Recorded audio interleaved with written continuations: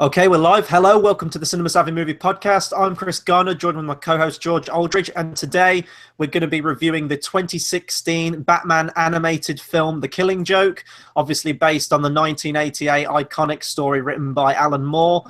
Probably more than any other story, maybe this and The Dark Knight Returns. These are probably like the biggest Batman stories ever in all of the graphic novels, and it's kind of weird to me that they've waited this long before making a movie on this, because they've done a whole slew of Batman animated films. I've seen a few of them. I've seen Under the Red Hood, which is fantastic. Assault on Arkham, which came out a couple of years ago. I think it was sort of based in the continuity of the Arkham games. And I've seen a couple of other ones on top of that. But when this one was announced, I was really actually kind of hyped for this one. Mark Hamill, when we went, in the talk I went to see at Star Wars Celebration, he mentioned that because he always wants to kind of retire the character. Like he did Arkham City, the video game, and said that's the last time I'm going to play the Joker.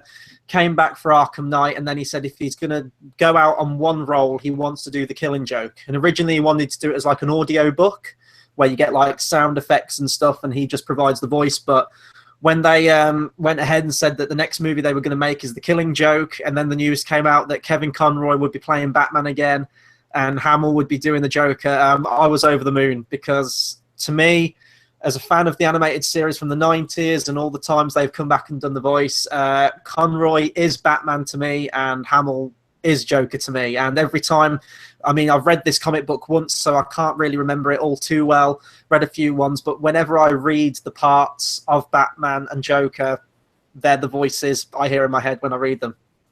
Yeah, I remember when this was announced, I think it was Comic-Con last year. Hamill tweeted straight away, like, I want to play him. And eventually they did get him, and there's been a lot of hype. I don't think I've ever seen an animated film that are straight to DVDs get this much hype. They got a cinema release. They got a lot of marketing. And there was hype. It was a celebration last week. I mean, there's a monologue on the website. Even you wrote a Q&A for that one. People in the queue, and I got a signature with chatting to him about Batman as well. So the hype's been really strong with this, and it finally come out.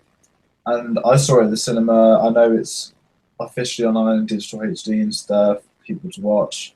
But it was just interesting, because this is one of the first graphic novels I bought. So there's so much hype to it. Obviously, it's the iconic picture of the phone, the camera. So it was just one of them where seeing that, it was quite a weird one, but seeing that on the big screen was very cool, I think is one of the words. Especially when it was sold out as well. I didn't know if it would be, but it was completely sold out, which is pretty cool as well, I thought. It shows that the fan base is still there. I'm guessing, well, obviously they're all Batman fans. They're probably fans of the animated stuff as well. But yeah, you're right. I mean, just the image of him with the camera, it's such an iconic book. It's quite a short graphic novel as well. I was surprised when I actually read it. Like, Dark Knight Returns is quite involved and quite a long book, but Killing Joke's just like a very short get in, get out story. And that's kind of why I think with this one, oh, by the way, for anyone watching, we're going to have spoiler-free and spoilers with this one. I know it's based on a 1988 graphic novel, but there are some elements to the story where if you are a newcomer, we don't want to give it away. But the book is very short, and that is why they've had to add the whole Batgirl prologue to it and elements to it like that. I know that's pissed off a lot of diehard fans, and especially like Alan Moore fans, because, I mean, Alan Moore has kind of distanced himself now from all of the movies and things that are made on his works. I mean, League of Extraordinary Gentlemen, which was a terrible, terrible movie and completely nothing like the graphic novel. And but then when you do get a good one like V for Vendetta or Watchmen, I mean, I loved Watchmen. I know some people don't, but I thought it was a fantastic adaptation. You'll never find his name attached to it because he's made that a rule that he doesn't want to be tied to it. So I understand like the controversy that's come out about the necessity of adding this whole Batgirl thing to it. But I get the reason why. I question a few of the things in it, and I guess we'll go more into that in the spoiler section. There are some story elements where I didn't quite understand what in the direction they were going with it. It didn't seem to tie into the story as a whole, but the reasoning for adding it in, I mean, the iconic moment of Barbara Gordon in the graphic novel, I do think that starting with Batgirl gives a bit more weight to that. I mean, if you're looking at it from a graphic novel perspective, Barbara Gordon's been established way, way before. You've had many, many story arcs with her. So when you get to that moment in the graphic novel, it still has that resonance. Where if you're watching it from a film, if it opened with that, I don't think you'd have that investment in it. So I get why they added Barbara Gordon at the start. I just kind of question a few of the story choices in that part. And I guess also to boost the running time, because it's a short movie in itself. It's a little over 70 minutes. If you cut all that stuff out and you just did it based on the graphic novel, it'd definitely clock in under an hour, probably like 50 minutes or something. Yeah, and that's the thing. When they announced the subplot, I was kind of like, oh, okay, I know it's a short graphic novel. You know it's going to be a short film, so it makes sense to sort of add a kind of prelude to it to sort of, without spoiling it yet, sort of when whatever happens, boost the emotional response, I suppose you could say. So they've gone for a prelude, and you've seen it before. Kick-Ass did it with Hit Girl, stuff like that. And I mean, if we're going into it vaguely, the prelude didn't really work as well as what they wanted. I can understand it. There were some cool bits about it, but essentially it's just the relationship between her and Batman as a crime-fighting duo, and it just felt a bit boring in a nice way. I'd rather have seen more Batman or more Gordon, considering how important they are into it, rather than just Batgirl. Yeah. The minute it gets into the Killing Joke, everything changes straight away, and you're like, oh shit, okay, here we go. And it kind of feels like two films in one. You can definitely tell a change in the writing style as well. Yeah. Like, it's really, I don't want to say it's bad, but the dialogue at the very beginning of the film is very oversimplified. It's very kind of just cliche, generic. You'd watch on like a kid's Batman show. And then you're right, as soon as it goes into the actual Killing Joke stuff, there is an immediate shift, and you can tell that we're like, you know, taking on Alan Moore's dialogue, reworking it a little bit, I guess. But there are some bits even in the film, and I guess this was what some people had a problem with Watchmen with. When they do directly lift dialogue straight out of the graphic novel, it doesn't feel very naturalistic to me. Not to just, you know, badmouth Mark Hamill or anything. He is the just definitive Joker to me. But some of the big like monologues he has in the movie, which are iconic to the book, I didn't quite get the feeling that he was reading them naturalistically. For example, the monologue he did at Star Wars Celebration, I thought his delivery on stage of that was much more believable and better than his delivery in this actual movie. I don't know if you had that impression in some of the more wordy scenes in it. Not really. I thought you can tell what's from the book and what's not. I think that's the way to say it. And it's the same because obviously in a comic you get a sentence of dialogue, and they're now going to make scenes of dialogue. So there'll be a writing stage, and they go, "Oh shit, we've got to kind of put this in," and it works most of the time. But on the monologues, it's more noticeable, especially towards the end. But I enjoyed it. I think slightly going into the voice acting of Hamill, it's his film. Oh yeah. The second he speaks, you just care more about the film and you're more interested than anything else that happens. And I don't think I'm the only one that's got that opinion, even if you don't. I've seen people put it on Facebook and stuff. This is genuinely Mark Hamill's Joker film. He wanted this, and he's done a very good job with it. Even on the flashbacks, you can still tell it's the Joker. You got the perfect blend of Hamill and the Joker together, which is really cool.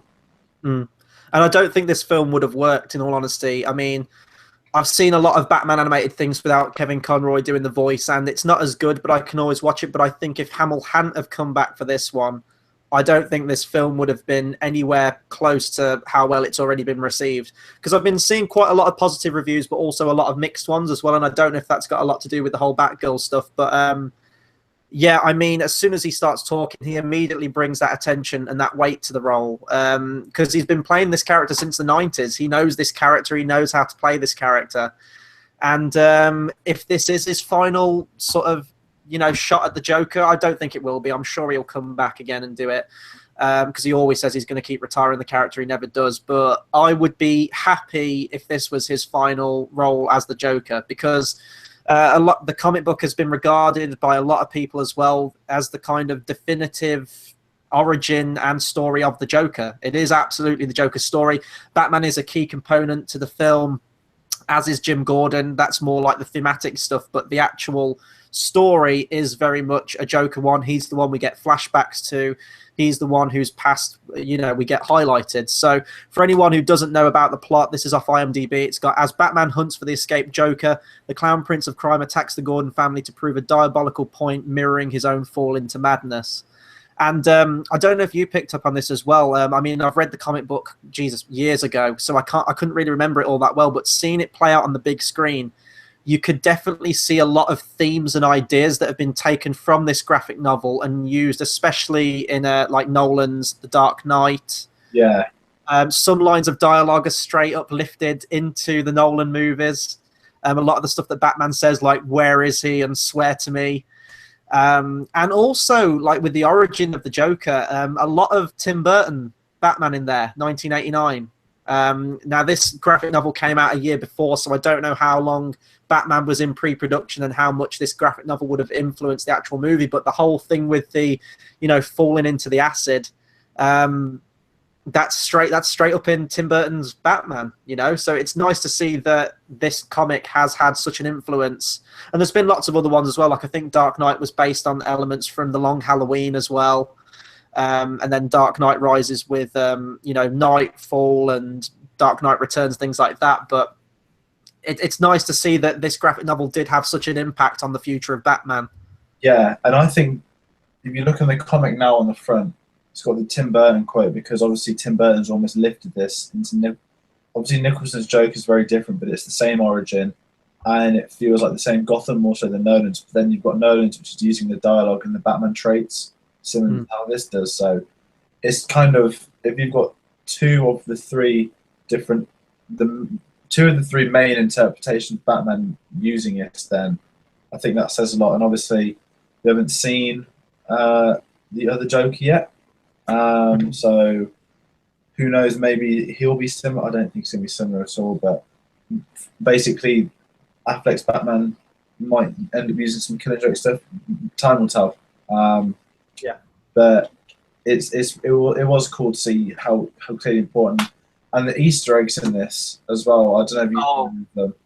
Yeah, it's not a spoiler, but there's a picture on the screen of, say, eight pictures of the Joker, and there's a few iconic comic book covers. Then I noticed the Dark Knight one. I don't know if you did, where he's clapping in the prison. So that's a really, really cool little nod. Noticed a few more as well. There was like a pile of laughing fish as well, which is from an episode of the Batman animated series where he creates Joker. I think the episode is actually called The Laughing Fish. There was one other one I noticed as well. I think it was Tim Burton 89 one with him like in a deck chair in this suit with sunglasses on, and I picked up on that. I didn't check them all out, but that would be a great place to like pause the movie and just all out. That was nice. But I going into, before we hit spoilers, I think overall it was. I really enjoyed it. I thought it was a good adaptation. I don't know if I'm jumping ahead by saying all this, but it's really hard not to talk about it. And I think it was one of the... I haven't seen many of the animated ones, but this is certainly one that's going to have probably the best legacy out of all of them, I think. But except the first movie. First 20 minutes isn't bad, it's just executed wrong. I think that's the right word for it. But I thoroughly enjoyed it. But again, this is Mark Hamill's film. Yeah, I mean, as I said, I get the reasoning why they did the Batgirl thing. I just question the execution of it because it does feel completely separate from the rest of the story. I guess if I'm going to go into my recommendation before we get into spoilers, because that's where the real meat of the discussion is going to be, I would cautiously recommend it. It is very weird, and Mark Hamill sort of like prepped everyone for that, I think, in his talk at Celebration. It is very strange. It is very unlike any other Batman story, I would say, just in terms of not so much the themes, because the themes between Batman and Joker have always been brought up for as long as the Joker's been around, but like the weird carnival stuff in it, it's very, very strange to most Batman stories. So if you're like very much like a casual fan, like you watch the TV show, I would kind of be hesitant to watch this one. But if you are invested in the themes and you have read the graphic novel, so you know what you're getting in for, I would definitely recommend it. But your enjoyment, I think, is all going to come whether you're sort of like an Alan Moore and Killing Joke purist, in which case I would suggest skipping like the first 15, 20 minutes of this movie and going straight to the actual Killing Joke story. But me, I love everything Batman that comes out. You go through the bad and the good, and the animated films are fantastically put together. I think that's one of DC's strongest things, and Warner Brothers, they know how to put a good animated movie together. And just as an animation fan, I thought the animation was second to none. They blend 2D animation with sort of CGI backgrounds and some things like the cityscape and the carnival. And it looked great. It looked absolutely great. And it was nice seeing a movie in 2D animation again, because it seems like it's almost like a forgotten art at this point. But I thoroughly enjoyed it. The voice cast was great. Conroy, Hamill, Tara Strong as well, who usually voices Harley Quinn, voices Batgirl in this one. I thought she was great. A few questionable ones. I didn't really like the voice of Commissioner Gordon in there. I'm going to get his name up now because I know he's been in like RoboCop and stuff. Ray Weiss. Not an awful voice, but to me, whereas the other characters, especially Joker, Barbara Gordon, and Batman, the voices completely match up with that character. I see them as a character. With Gordon, I didn't see that as Commissioner Gordon. It was like a weird voice over the top of the character. But no, I thoroughly enjoyed it, so I definitely recommend it. Pick it up on Blu-ray and digital copy. But now we're going to go into spoilers, sort of talk more about the key scenes in there. So I guess we've got to start with the Joker, right? Which part do you want to start off? Do you want to go into like the whole backstory of him, the flashbacks, or? I was gonna hit off with the whole Batman Batgirl creep thing. But if we're going, yeah, let's go. We'll work in the order of the film then. That's cool. So obviously it's spoilers now. The subplot is that Batgirl fancies Batman because she works with him. It was really sort of teenage girly, which I don't know if that's what they're hitting at, because that's not what Barbara Gordon's like, but it was creepy. And then they finally get together, and it's even creepier. Just her whole backstory is because she fancies Batman, whereas there's quite a cool sort of criminal uprising story, which I wanted to see more of from the Batman standpoint. But instead it's just about how Barbara likes Batman, but some creep likes Barbara, and it didn't work. The ideas are there, but it just didn't really pay off, because you obviously from that you're meant to get a bigger reaction when Barbara gets shot. But instead, Batman doesn't give a shit, she gets shot, and you don't give a shit, she got shot. Yeah. I think that's a nice way of putting it. Yeah, no, absolutely. In that moment where ultimately Batman and Batgirl have sex, it was very much like that moment. I don't know if you've seen it. It was came out in 2010. It was a film called Super with Rainn Wilson and Ellen Page. It came out right after Kick-Ass. And there's a moment in that film which is almost identical to that, and it was weird in that movie, and it was weird in this. I'm not like a massive comic book reader. I tend to read the iconic ones to characters I like. Like I've read a couple of Batman ones, but I'm not so just like wired into the whole history of the character and what's happened. I don't recall a moment happening where Batgirl slept with Batman at all. But it was really strange, and it was I checked out before we did this review, and that's causing a lot of controversy among fans as well. The filmmakers are obviously justifying it and says like, you know, in a head at that point, it's complicated and they were doing it to like add more character drama. But I honestly think that that almost cheapened their relationship. It was such an un-Batman thing to do, especially when like he has that great line earlier in the film when he says like he's been to the edge of the abyss, and we get this impression where he's not interested in that kind of thing. I know you have like Catwoman and Talia al Ghul and things like that, but they're sort of like wide into his past. But Batgirl was just strange, especially when it's like the whole kind of like teacher-student mechanic between the two. I would have just had it if you were going to do that where, you know, she's putting herself in harm's way. She's almost bringing her to the edge of that abyss. And you could have had Batman being overly protective and sending her away, and just leave it at that, where he sends her away, she's doing her own thing, and then ultimately when she gets paralyzed, that's what brings Batman into getting caught up with the Joker again. I think that would have still worked. That would have stayed more true to the characters. But the whole thing with Batgirl as well, like at a workplace at the library, it just seemed very soap opera-ish or sitcom-y. You know, with that worker who's like saying like, "Oh, at your yoga class, like you've got a thing for the guy." It was really out of place and didn't match the rest of the movie. Yeah, and I would like to have seen more from the Batman standpoint, because you're right. Once says the abyss, she goes, "Okay, something's happened here," but it didn't really work, because the uprising of the criminal guy, was he called Paris? That worked. That was kind of cool. It was a bit different from a villain standpoint, although he looked too much like the Joker. Yeah.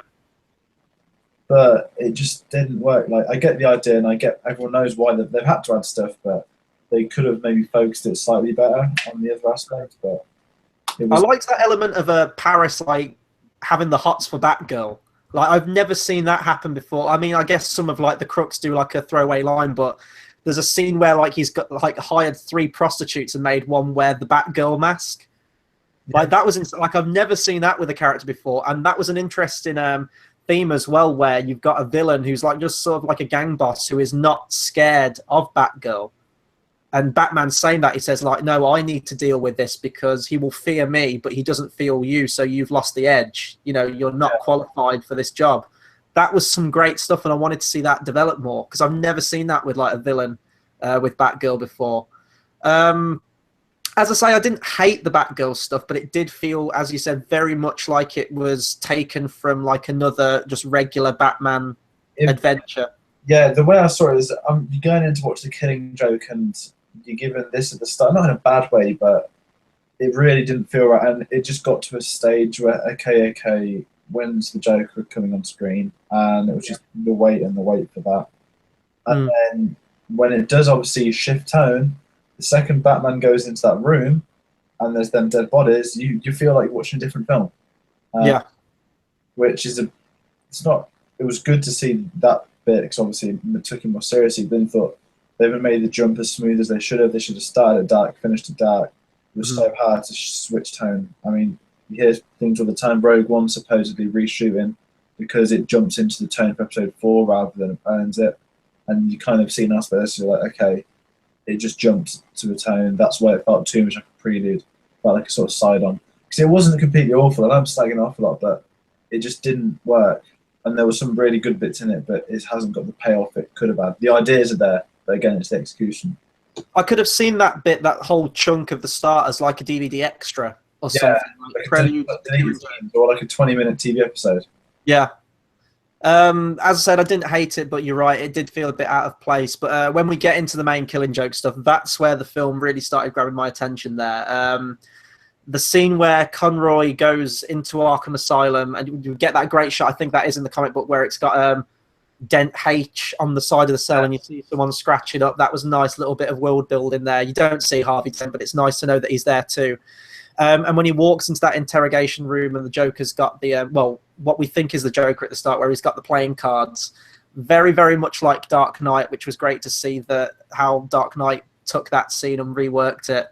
And then we learn that that's just an actor there and the Joker's broken out, and this is where we see Batman. That's one of my favourite exchanges in the film, actually. It's not even with the Joker.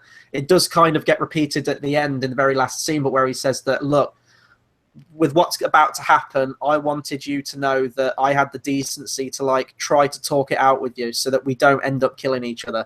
Because we've both done this for years. We know it's going to happen at some point. That's the only logical place it can end. But I wanted you to know that I, had the balls almost to like try to talk it out with you and to settle this with words. Ultimately doesn't pay off, but that's probably one of my favorite exchanges in the film. And I think that's a really cool way to open the story when you compare it to how it ends, because those two scenes completely mirror each other. Yeah. And the prison scene was great. Going back to the Dent, you see the coin on the floor, that's why he's scratching and stuff. And the whole prison exchange was great. And then you realise, like, okay, it's not your Joker, you know this anyway.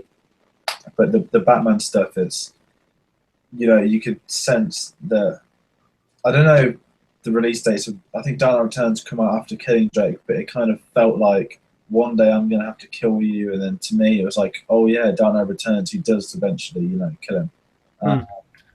So it was kind of cool seeing it build, but then obviously you then get Hamill come into it. But I thought it was really well done, from the whole dentist things with Bullock up to going into Arkham. It just felt so different from the start, but then you're invested straight away. The second that their bodies appear on the screen and he goes to the prison, it's like, okay, we know what's happening. Yeah. I just checked. Dark Knight Returns came out 2 years before Killing Joke, so I guess this was sort of like the main. This one is probably why it's regarded as the most iconic, in that what propelled that darker tone to Batman, and then Killing Joke, I guess, just sort of like helped reinforce that. But when we finally get to the Joker, the scene that I was waiting for was to see how they dealt with the scene where he paralyzes Barbara Gordon. Because when I was reading that in the comic, I'm going to go out on a limb here and say that this is probably the most diabolical we've ever seen the Joker. He is just completely the stuff he does in this film is disturbing. It's twisted. It's absolutely just filled with malice, but it still has that Joker quality to it in terms of his actual, because he does have a motive in this movie. It's kind of like, in this movie they do it with Jim Gordon. In The Dark Knight, it's more Harvey Dent, where he's trying to take this character who's, you know, completely by the book, by the law, and he wants to try and break them down mentally to be on the same level as he is. That's very much the theme that was used in The Dark Knight with Harvey Dent. And the level he's willing to go to achieve that is absolutely maddening. Like, we get the scene where it's just so blunt as well. It's just happens just so quickly, where she just opens the door, boom, shoots her through the spine. And then it's morbidly funny. You shouldn't laugh at it, but you kind of do. Like, all the puns he has about like paraplegics and stuff. Yeah, it is kind of messed up, but you do laugh at it in that dark, you know, macabre way that you always do with the Joker. And then later on in the film, which ultimately is paid off with the ghost train sequence, which was, that scene was so much fun, hearing Hamill do the song again. But where he's got all pictures of her all like naked or in a state of undress, I think they refer to it in the film. You're like, Jesus fucking Christ, Joker, like, chill out. Like, this is the most depraved we've probably ever seen the character. Yeah, and he's absolutely mental. I mean, when he does shoot, it's really cool to see the sort of iconic shots. And then it was the whole kidnapping her, the insinuating rape scene. But then it's when Gordon wakes up and you've got like the midgets and the freaks from the carnival all there. And it was so weird. And then I think the song topped it off in a really good way. It was just so ridiculously, bizarrely mental that it worked. And especially once Batman, it was great intercutting between the Joker, then you've got Batman like beating the shit into all the thugs, trying to find out where he is and stuff. And that felt very Dark Knight. Like, you kind of forget, in a weird way, watching that, but okay, Dark Knight took a lot more of this than I thought. Yeah. Unless this was half inspired as well, but there's so many similarities between the comic and the film. We don't think of that. You think of it as a completely different story, but it's really not. Well, that's a good point, because as I was watching this, I couldn't remember how much stuff was actually taken from the graphic novel in terms of dialogue and particular shots, or, like, as you said, if they added anything to match sort of like the more modern Batman. So it's made me interested to go back to it and read it again now I've seen the film, to see if they did change anything up or add stuff in. But the scene where Joker's doing the song and dance number, it reminded me of Arkham Knight, because there's a dance number in that, which is probably my favourite bit of that game too. And when I was reading the graphic novel and Joker was singing, I don't know if you do this, if you ever read a book or a graphic novel or something where there's a song, you try and make a melody in your own head. Like, I tend to not just read the words. Sometimes I do if I just want to get through it, but sometimes I think, like, what melody could go along with these lyrics? And when I was reading it, and Mark Hamill's always been the voice of the Joker in my head, I was trying to picture him singing it. So to actually see him on the big screen in the animated form do it, it was great, and I loved it. And it was really nice offsetting that quite happy song with what was going on with Gordon.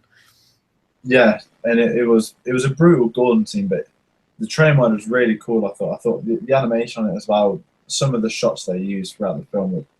People like off animated films, but there's really a lot you can do with it, especially when it's done right. And I think in terms of like cinematography, this is one of the stronger sort of non-Pixar. I think it's a nice way of putting it. Yeah. Animated films I've seen, non-Pixar / Disney. But it worked. But I think the strongest is the flashbacks with Mark Hamill as pre-Joker. It was, because you kind of forget until they start cutting back. It's like, okay, shit, he was the Red Hood. Oh, I forgot he had the wife and all that.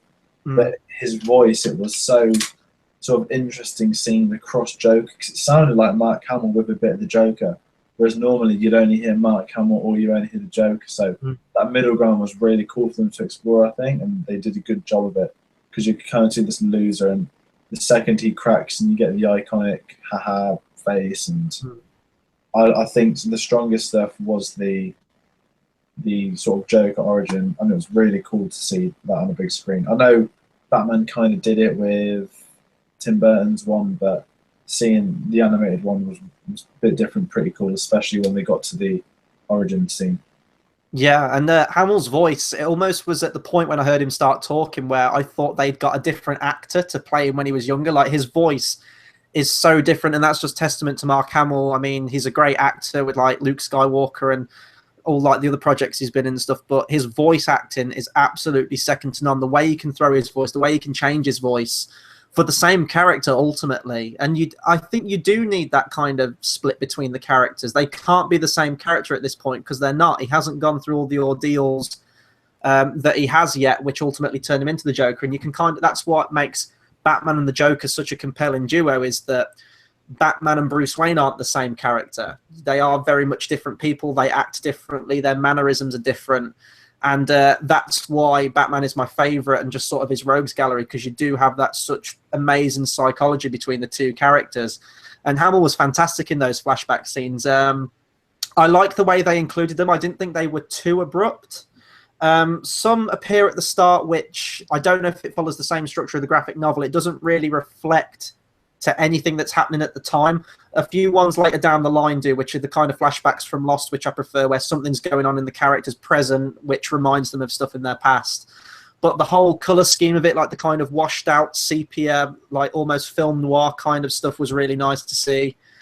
And the Red Hood stuff has kind of become the iconic Joker origin. I guess it depends on the writer, because I like both sides to it. I think it's nice to see where the character came from, but also sometimes it's more terrifying in the case of like The Dark Knight, where you don't know where the character came from. You don't really know what caused all this, like this change to the character. It does give like the kind of stories in The Dark Knight, but as the film goes on, you learn that they're all lies, or maybe one could be true, but he likes to change it up. And that's kind of what the Joker says at the end of this film. He says, if I'm going to have a past, it may as well be multiple choice, or something to that effect. And that's absolutely the character and the quality they drew from him. But the scene where he finds out that his wife has died, it was very quick in the animated film, and I don't know if that's the whole point of it. Like, just really, like the way he delivers it as well, it's just like, oh, this happened, but I've got to do this thing now. I don't know if I'd have liked a bit of a more emotional reaction to that, but I don't know if the sort of like emotionally blank expression works better for that moment. I'm not sure. It's kind of him dying and slowly turning into the Joker. That's the way I saw it as. Then you didn't know it's the way it was delivered and how that scene turned out. You kind of thought the other guys were at fault for it. Just draw like, oh yeah, it's 1 in a million, and that was that. Then again, I guess you kind of meant to feel sorry for him to kind of get a job and stuff.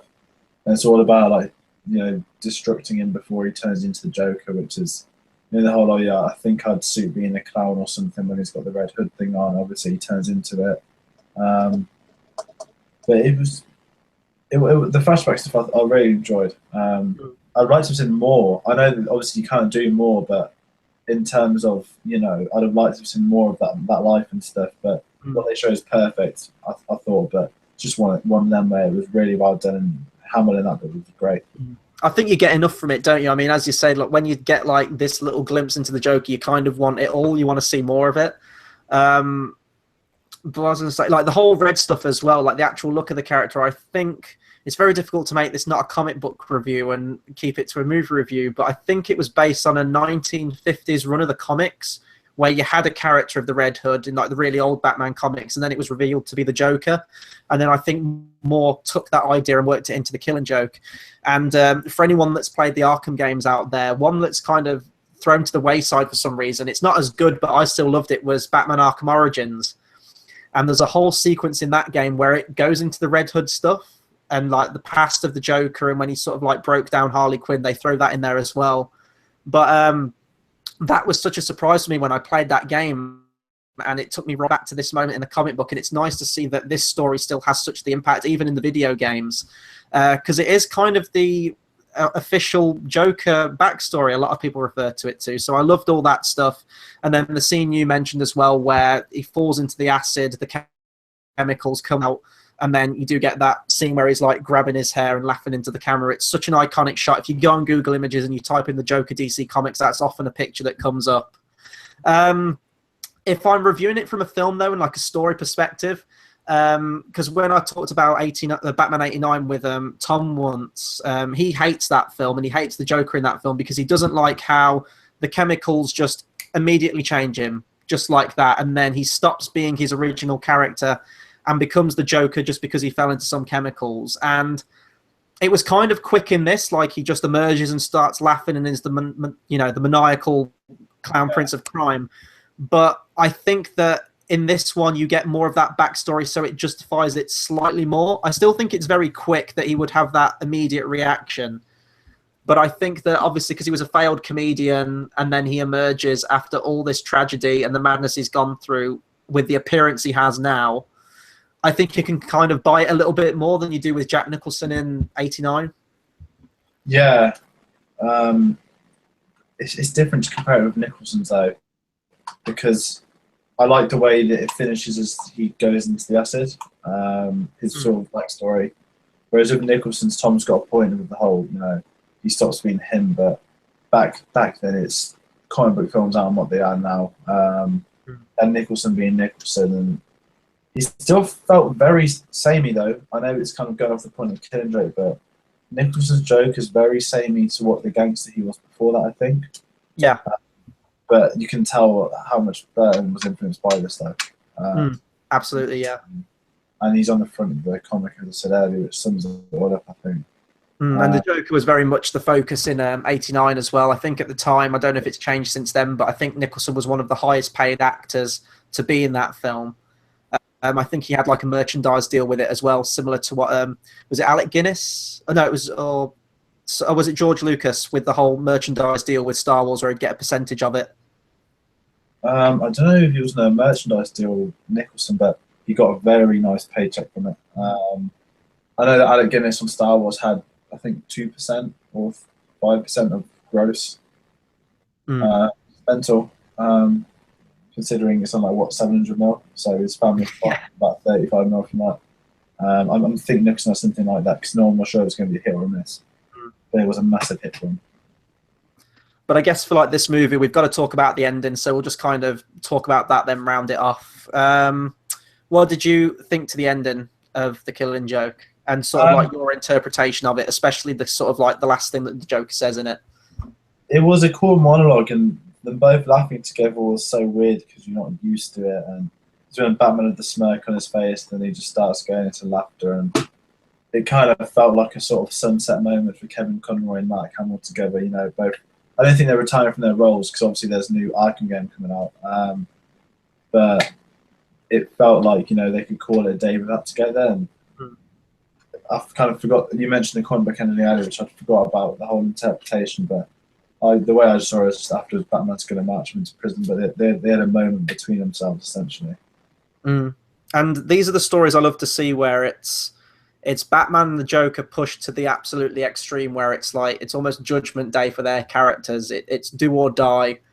One shall stand, one shall fall, almost. But the final scene is probably one of the most beautiful Batman and Joker scenes you'll ever see, because it's so different from anything you get before. It's the two of them sort of understanding their shared madness and understanding that, to quote the graphic novel, it was one bad day that ultimately changed them, but both sent them in such different directions. It's almost like the whole Daredevil Kingpin scenario in the Netflix TV series. And it's just the two of them sharing a genuine conversation. Like the Joker isn't the Joker in that moment. It's almost like he does regress back to his original self for a split second. And you've got Batman offering the help. And I think that's where because there's a lot of interpretations of that end joke where he says there's, two people break out of a lunatic's asylum and try and jump over the rooftops, and one's like shining the light. I think I interpret that as Batman being the one shining that light, offering that help. But the Joker's scared about falling back into madness because it has consumed him at this moment. We see it with Jim Gordon, but Batman's able to bring him back and proves that not everyone can be broken. And he says, like, maybe it's just you. But Batman and the Joker are very much the same character. Very much so. Batman is definitely not sound of mind. He is insane in some way, but it's just a different kind of insanity. And I think that's what the joke means when he says that two people from a lunatic asylum escape. because they are symbiotic. They are essentially the same character, but just went in a slightly different path. And it's tragic because in that moment, you do want the Joker to come back. You do want to see him have that sense of hope and that rehabilitation that Batman promises him. But it's the tragic joke at the end that he can't. He physically can't. The stuff he's gone through in his past and how it's altered him, he will never be able to bring himself back from it. And you can mirror that to Batman, where he is so regimented in this lifestyle.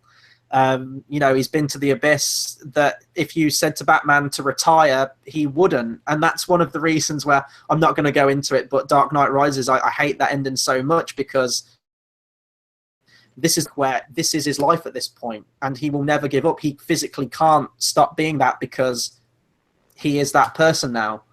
And I love that ending, and when they're laughing with each other, I'm not sure what's scarier, hearing the Joker laugh or actually hearing Batman laugh, because it's so out of character and surreal. There's a moment in Batman Under the Red Hood, which is another one of the animated films, where Red Hood throws Batman a gun, and he's holding this gun like a child, like so just naive and doesn't know how to work it, when it takes him back to his parents getting shot. And it's kind of another one in this where you hear Batman laugh. And the ending of the comic book as well is very sort of open-ended. And when you watch this movie, they kind of definitively end it like this, where they're laughing with each other, and then you assume that the police just show up to take Joker back to Arkham, and then the whole thing will start over again. But in the comic book, like, a lot of people have said that they think Batman kills the Joker at the end. Like, it ends where he sort of like grabs the Joker by the scruff of the neck in one of the final panels. I know it's like a comic book, like the camera pans down to their feet as they're both laughing, then the laughing abruptly ends, and then the street light fades out. So a lot of people assume that that's Batman like breaking the Joker's neck or finally ending it, because this is regarded as sort of like an end game Batman story. Like, this could be the final ever Batman story between these two characters. So a lot of people think that Batman does break his one rule and kills the Joker, and then other thinks that the police just show up. I prefer that ending with the police showing up, because I think that if Batman did kill him, that kind of ruins the entire story that came before, and the sort of like the message they were trying to set up with Gordon do it by the book, etc. So I like that it's open-ended, but I do like the idea that Batman, sticks to his guns, tries to bring the Joker back with words, as he said at the start, and then ultimately fails, but, he sticks to the book, and they're probably going to do this for many, many years to come after that. Yeah. It's a different ending. I mean, not different, what I'm on about. It's just the ending, I can't really interpret it like everyone else, because purely because I've been killing Jack so long, it's just gone from my mind, but it was a fitting ending. But what I was going to ask is, did you see the credit scene in it? Yeah, I did. It was just Oracle, wasn't it? It was just setting up Oracle. Origin for Oracle, which is kind of cool, because they kind of needed that payoff bit. But I've never seen the logo for Oracle though before, like that green alien head thing. Like, I thought that was like was it something out of Pokemon Go? Yeah, it did. What's the name of the Superman villain? Jesus Christ, Brainiac. I thought it was like Brainiac at first or something, and they were setting up for like another movie. But it didn't really need to be in there, in all honesty. I think it would have been much more sort of poetic to just leave it on the actual ending scene of the Killing Joke. Because we know that Barbara Gordon becomes Oracle anyway. I don't think we needed to be shown that. Yeah, so it's just, I think, finishing a plot for the... Yeah. When you're in a hospital paralysed, it just sets up, okay, there's something else for her. But everyone knew that anyway. But I wonder what their plan is next for any sort of Batman animated films. So I know they announced a Comic-Con, a Harley Quinn one, but they haven't officially announced like a classic Batman one. So, I'm trying to think. Like, I don't think they've done a long Halloween movie, have they? No, I'd love to see that. They've done Year One, I think, haven't they? They've done Year One. They've done Dark Knight Returns. Hush, I'd love to see. Yeah, I was just about to say I'd love to see Hush, but I hope to God they change that ending, because Hush is one of my favourite Batman comics. But ultimately, when you find out who's behind it all and the plot at the end, it just almost completely ruins the rest of the graphic novel for me. But no, I'd love to see Hush, and I think that would get, again, like a huge crowd reaction if they cast that, and try to think who they would cast to do the voice of Hush as well, because they'd get a big celebrity name for that. Yeah, I mean, compared to DC, they've had names do them as well. They're Bryan Cranston, didn't they? Yeah. Arkham. So it's one of them where, or if that's their plan, before we know, the Batman spin-off film, not spin-off, the Batman solo film could even be something like that. So that's why I'm guessing they're being quiet with it all. They've probably got a plan for the films and for DC as well. And I like that they still do these movies as well. I mean, we've got Batman in the live-action ones with the Justice League movie and Batman v Superman, etc. But I like that they still do carry on these animated films and they don't neglect them, because I think that they are a cut above the rest when you look at sort of the Marvel animated stuff that comes out. I think that the themes, they are really mature. They stick to their mature rating. I mean, Killing Joke got an R rating. It absolutely needed one. So yeah, I look forward to seeing which other ones. I want to go back and watch some of the other ones they've done as well, because I do think they are done with a lot of care and a lot of care for the characters as well. I guess final recommendation for Killing Joke, and then we'll round out. If you're into, I'd say give it a watch out of curiosity. If you're a Batman fan, then just give it a go. You might not, because the person saw it with, she likes Batman, but it wasn't, you know, it was weird, and that's the point of it. So I'd recommend it out of curiosity, but if you're a diehard Killing Joke fan that will only accept Killing Joke, then you won't like it. Whereas I thoroughly enjoyed it. And to a casual person, I mean, in a nice way, they're not going to stumble across a DC animated film, so it really only applies to DC fans. But yeah, you have to give it a go purely because of Mark Hamill and Kevin Conroy. Yeah, I pretty much agree with all of that. The voice talents, that's what I wanted to see it for. I wanted to see this story told with those voices. I think if you're a fan of the original animated series or any of the other DC animated films that have come out, definitely give this one a watch. It's one of the most iconic graphic novels for the characters, and I think you'd be doing yourself an injustice if you didn't watch it. For a casual fan, like if you just check out the Batman movies, I would probably say either stay away from it or just watch it out of curiosity. It is very different to any other Batman thing that's come out. It is very strange, so I don't know if you'll connect with it as much as the actual movies. But I definitely still do think it's worth a watch, and the animation is second to none, and the voice talents, it's what it's all about. Mark Hamill, Kevin Conroy, and Tara Strong as well. So, yeah, that'll do it for our review on The Killing Joke. Be sure to comment, subscribe, let us know what you thought of the movie. What's your favourite Batman animated film or TV episode, whatever you like, please do drop us a comment. In terms of what's coming up on the channel, there'll be a lot more movie reviews. This week is Jason Bourne and Finding Dory. I'm not sure if I'm going to be at Jason Bourne on that one. I think that Tate and Tom are taking that one, but I will definitely be at Finding Dory. I'm also almost done with all the trailer reactions. I recorded Doctor Strange and Lego Batman this morning, so I'm going to edit those now. And then also the Star Wars Celebration content. Day one is finished. I just need to upload that, and then I'll get on the other ones as well. And also this Sunday is Timestamp 0, Episode 4. You'll find the link to the straw poll to get voting on that, to pick which film we watch as a commentary. We all jump on a live stream like this, watch the movie together. It's a good laugh. I haven't actually seen the results yet, so I don't know which is leading the pack, but you can still get your votes in, obviously. It's not until this Sunday, so please do that. And yeah, that'll do it from us for this video. So until the next one, we'll see you guys next time. Thanks for watching.